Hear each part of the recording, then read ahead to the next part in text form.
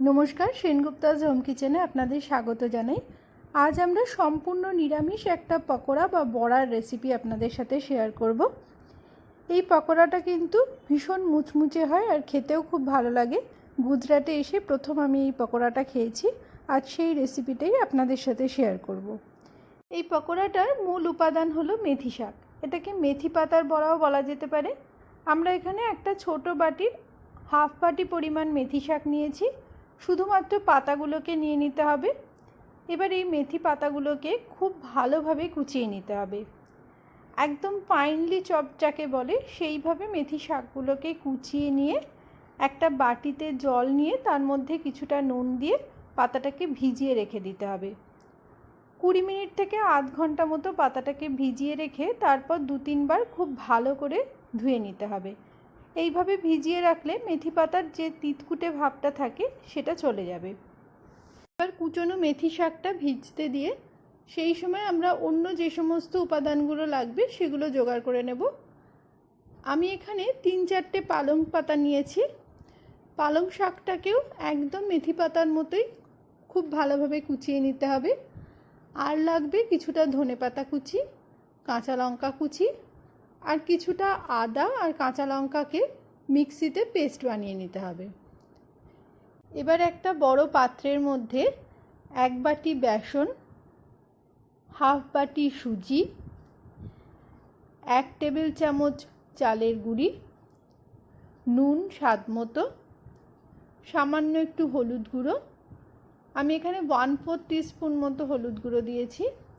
আর আদা কাঁচা লঙ্কা যে বাটা হয়েছিল ওটাকে দিয়ে দিতে হবে 1 চা চামচ মতো আদা কাঁচা লঙ্কা বাটা, কিছুটা ধনেপাতা কুচি, কুচনো পালং শাকটা দিয়ে দিতে হবে, কাঁচা লঙ্কা কুচি, মেথি শাক যেটা ভেজানো ছিল ওটা দিয়ে দিতে হবে।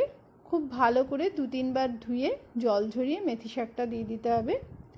1 টেবিল চামচ দই আর সাদা তিল 1 চা চামচ, 2 টেবিল চামচ আচারের তেল। আচারের তেল না থাকলে সেক্ষেত্রে নর্মাল তেলই দিতে পারেন। আর 1 চা চামচ চিনি। চিনিটা কিন্তু স্কিপ করবেন না, এই পকোড়ায় চিনিটা না দিলে ভালো লাগে না। এবার খুব ভালো করে সব কিছু আগে মিশিয়ে নিতে হবে। প্রথমেই জল দেবেন না, শাকের পাতা থেকে কিছুটা জল ছাড়ে, তাই খুব ভালো করে মিশিয়ে নিয়ে তারপর প্রয়োজন হলে জল দেব, না হলে দেব না। এই মাখাটা খুব একটা নরম হয় না, আমরা যেরকম আটা মাখি সেরকমই এই মাখাটা হবে। এবার খুব ভালো করে মেখে নিয়ে আমি এখানে প্রথমে 1 টেবিল চামচ মতো জল দেব, তারপর লাগলে আবার দেব। খুব ভালো করে আবারও মেখে নিয়ে আরও 1 টেবিল চামচ জল দেব। এবার খুব ভালো করে মাখার পর আমার আর জল দিতে লাগবে না। এটাকে এবার 5 মিনিট আমি রেখে দেব চিনিটা একটু গলে যাওয়ার জন্য।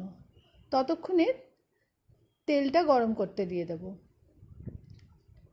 এবার কড়ায় পরিমাণ মতো সাদা তেল গরম করতে দিয়ে তেলটা গরম হলে হাতে কিছুটা তেল মাখিয়ে নিয়ে বড়াগুলোকে ছোট ছোট লম্বা লম্বা শেপ দিয়ে ওগুলোকে তেলের মধ্যে ছেড়ে দেব। বড়াগুলো খুব বেশি বড় করবেন না, একটু ছোট ছোট হলেই ভালো লাগে। আর তেলটা খুব বেশি গরম করবেন না, তাহলে বাইরে থেকে লাল হয়ে যাবে আর ভেতর থেকে কাঁচা থাকবে। এবার মিডিয়াম টু লো ফ্লেমে বড়াগুলোকে ভেজে নিতে হবে। এবার বেশ লালচে করে ভেজে নিয়ে তেল থেকে তুলে নিতে হবে। এইভাবে সব বড়াগুলোকে ভেজে নিয়ে ধনেপাতা, কাঁচা লঙ্কা, রসুনের একটা চাটনি বানিয়েও খেতে পারেন। আর না হলে গরম চায়ের সাথেও এটা খেতে খুবই ভালো লাগে। বড়াটা অবশ্যই একবার বানিয়ে দেখবেন, একদম অন্যরকম খেতে হয়। মেথি শাকের একটা সুন্দর গন্ধও বেরোয় আর খুব মুচমুচে হয়। আর কমেন্ট বক্সে আমাদের জানাবেন কেমন লাগলো।